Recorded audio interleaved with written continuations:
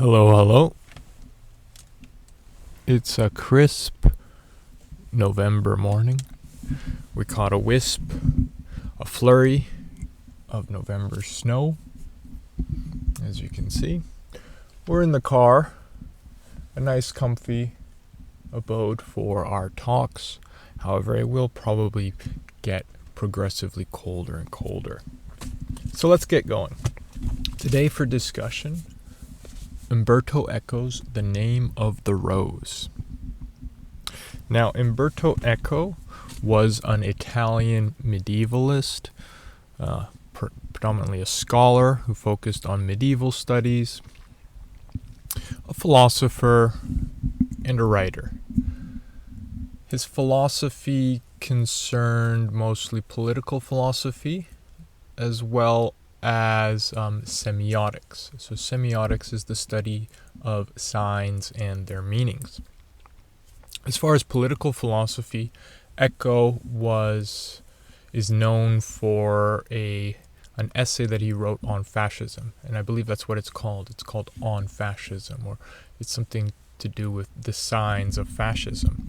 Him being an Italian and having lived a lot of his younger life under the Mussolini reign, and after the capitulation of the Italian fascist regime, he deduced signs and recalled signs of fascism that he made into an essay, which is quite well known in the field of political philosophy.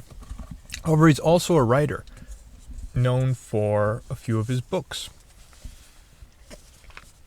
The best known being The Name of the Rose. Now, context is quite important. Now, this is Eco's first book.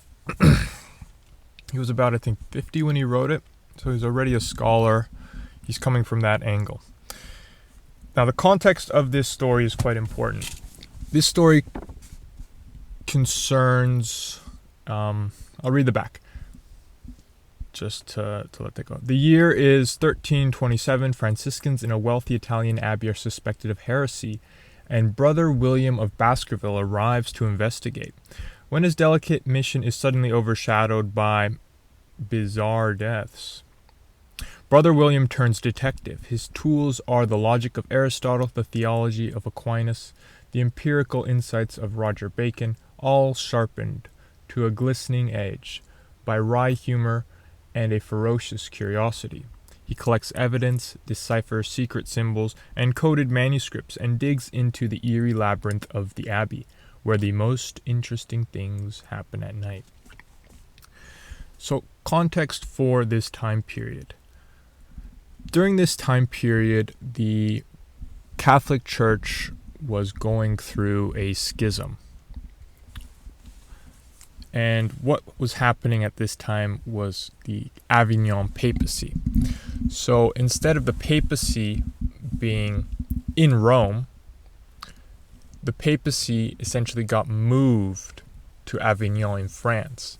And that's because the King of France at the time, I believe it was Louis IV, he essentially strong-armed the papacy to move to France. And he managed to get a French bishop elected as the Bishop of Rome, as the Pope, and he had that Pope basically installed in Avignon, France, giving much more spiritual power to the French monarchy. And this created significant conflicts, especially with the Holy Roman Empire and the Holy Roman Emperor at the time, whose name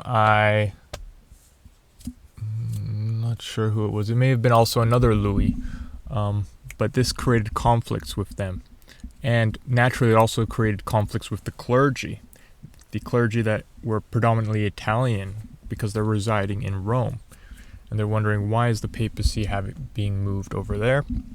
This tension and this conflict lasted for about 100 years. And it culminated in essentially a time period in which there were 3 popes, actually. There were 3 purported popes, one in Rome, one in Avignon, and one in Pisa. And different political figures were siding with different popes. So this was not a very good time for the papacy. It was not very stable. It didn't really have as much power, but at the same time it had a strong amount of legitimacy, being the only real institution in the West. We're not counting Eastern Christianity as it relates to Christianity. So that's important context for the name of the rose. So this Avignon papacy is starting to begin. This is about I think this is the 20th year that it's around. It's been about 20 years since the Avignon papacy has started to emerge. And that's the context for this story. Another context is that there was an order, the Franciscan order, they're still predominant today, that take their inspiration from St. Francis. St. Francis was a monk in the 13th century who preached on poverty, who essentially preached that Christ and his disciples didn't own things, didn't own physical goods. They sustained themselves from the alms given by other people, from their preaching. Their preaching was good enough that people would give them food, but they didn't own anything. And St. Francis preached that the clergy and monks and anyone else involved with the church should engage with this type of discipline in regards to not owning property. And obviously this came into conflict with the church and the papacy, because they own large swaths of property. There's a distinction, though, that the papacy as an institution can hold property, because this is an institution. It's not recognized as a person. Similar to today, businesses are sometimes not exactly regarded as people. They can get away with certain things. However, the actual clergy themselves shouldn't be owning any property. However, there definitely were significant members of clergy that owned wine fields, owned chalets, and had all kinds of property. And St. Francis, who spurred the Franciscan order,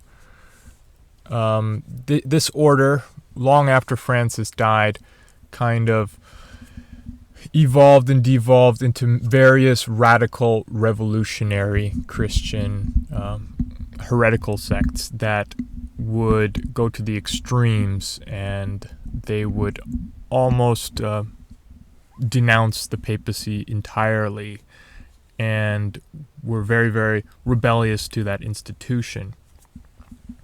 And many of these sects would engage in really extreme acts, running around naked, kind of pillaging, not being what we would consider saintly Christians, actually. And it just ended up being a ragtag group of people who wanted to engage with a rebellion against a stronger figure. And this group was called the Fraticelli, that engaged with this rebellion. But there were many different splinter groups, some that are not as radical, not as deplorable in many ways. And the Fraticelli are described as deplorable in this book for the most part. They're kind of like a big no-no word. You shouldn't, if you engage with them, if you are somehow involved with them, it's like a super black stain. So that's the context of the name of the rose, and it's important to know that. And Eco will lay that context for you in this book, but if you don't know a bit about that, it might seem overly dense, many of his passages, especially at the start. He lays down this historical context quite in a very, very academic, quite dry way, in my opinion. And if you don't have some glimpse, something to hold on beforehand, something to to know what you're getting into, it might feel a bit too dense, too much of an overload of information, and you might just lose out on everything. So otherwise, this is for the most part a detective story, and it's told by a novice called Adso of Melk. This is many years after the events in the novel. He's retelling his experience with William of Baskerville. William of Baskerville, an obvious reference to Sherlock Holmes. Hounds of Baskerville, William of Baskerville. And Adso is telling this story, and this story takes place for approximately 1 week. So 1 week in this abbey. They're uncovering secrets as it relates to many mysterious murders that are taking place in the abbey. And it becomes clear, here's where some spoilers are going to come in, so tune out if you're don't want to be spoiled, but it becomes clear that these murders are related to books and the library, in particular a certain book.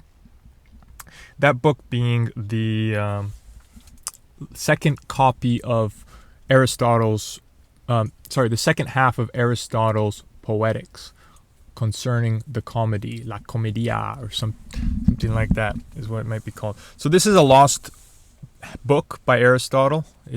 It's lost, but there starts to emerge signs that this book, and it is a detective story in that you're also trying to uncover not only who did the murders, how the murders took place, but you're also trying to uncover what this book was. And there are hints that it is Aristotle's second half of the Poetics. There are quite a lot of hints if you reread it that is the story. In fact, I think that's quite blatant.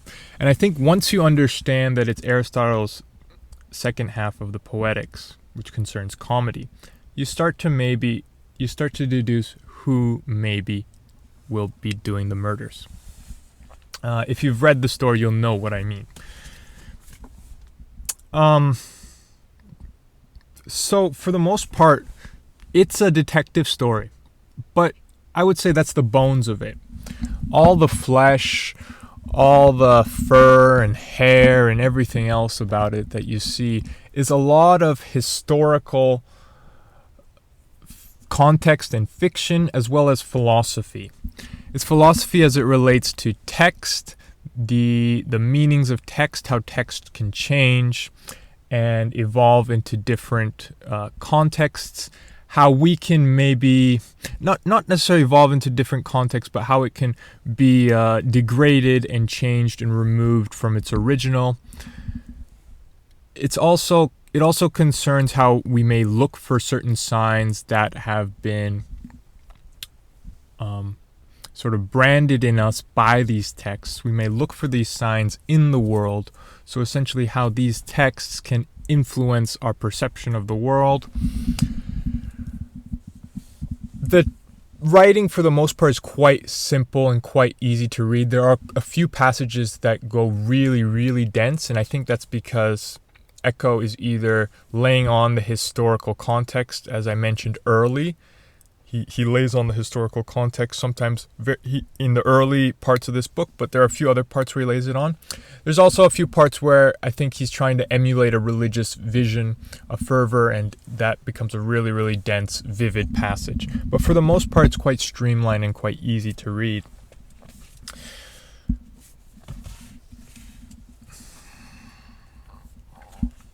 Now, important to Aristotle's Poetics is laughter, and that's an important theme, the nature of laughter and truth. So,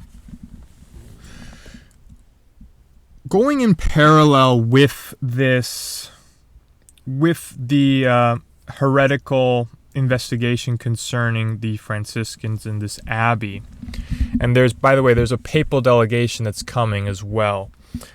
And they're going to meet with the Franciscans, and William of Baskerville is going to be a bit of a mediator to resolve their disputes in regards to the Christ's poverty and the the question of whether the clergy can own property and all of that. So there's also that's happening in the story. So obviously the abbot who runs the abbey wants these murders to be resolved before the papal delegation comes.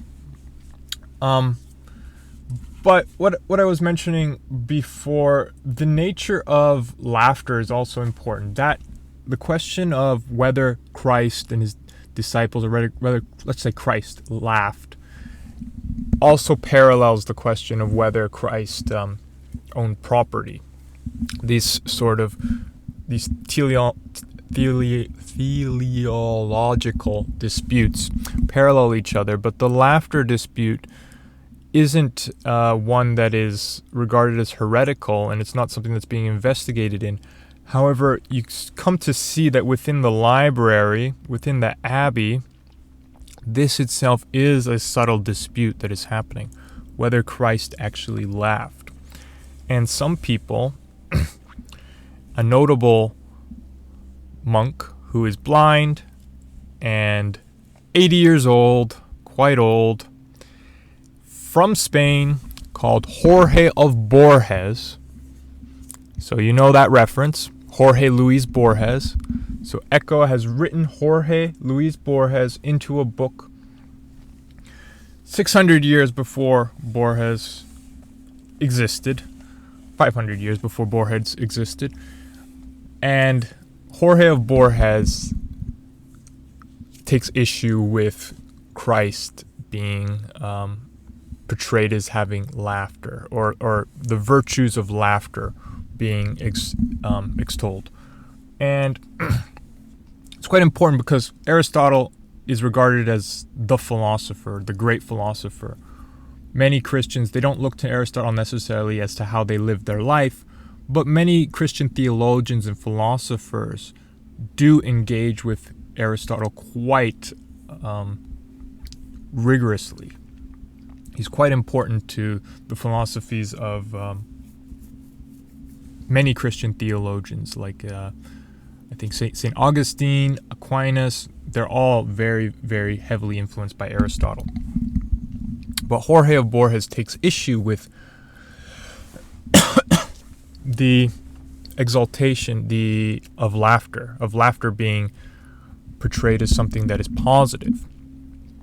Because to him, laughter always hides a truth, and the truth of God is not something that needs to be laughed about. When something is laughed about, it is degraded, it is sort of made fun of, and there is a subtle implication that there's something false happening when laughter is being employed.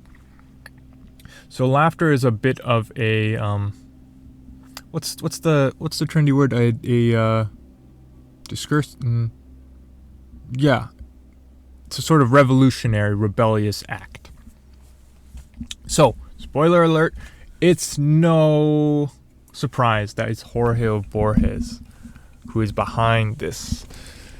It's funny because Borges was definitely a big influence to Eco. There are a lot of nods to Borges within this story. The library itself, the obsession with books, but that's really how the plot pans out. Quite important, I also found, or interesting, was the foreshadowing of the Protestant Reformation. I couldn't help but feel like the issues that were happening within the Catholic Church at this time definitely foreshadowed the Protestant Reformation, and how this explosion of text which happened during the Protestant Reformation, largely due to the Gutenberg press, is also subtly implied within here. And in that laughter allows for a development of different possibilities and different interpretations, perhaps, of text and scripture. And the Gutenberg press itself allowed for the projection of many, many different texts. Even if it was the same Bible that was proliferated, there are many different interpretations that can be had of this Bible. Which is kind of ironic because the main Protestant point that they engage with, that Protestants engaged with, and Luther engaged with, was sola scriptura, only Scripture. So basically, you don't need an institution to tell you what to think. It's all in the Scripture. But this itself leaves the onus on the individual. The individual now has to interpret the Scripture to themselves. But I digress a bit. Anyways, The Name of the Rose by Umberto Eco. Quite a good book. Well worth it. It's, like I said, the bones are a detective story. Everything else is quite historically rich, philosophically rich as well. You'll get a very good insight into life as a monk in the abbey. It's quite well detailed, but it's not boring at all. The pace is quite consistent in the story, and it doesn't relent. Anyways, take care.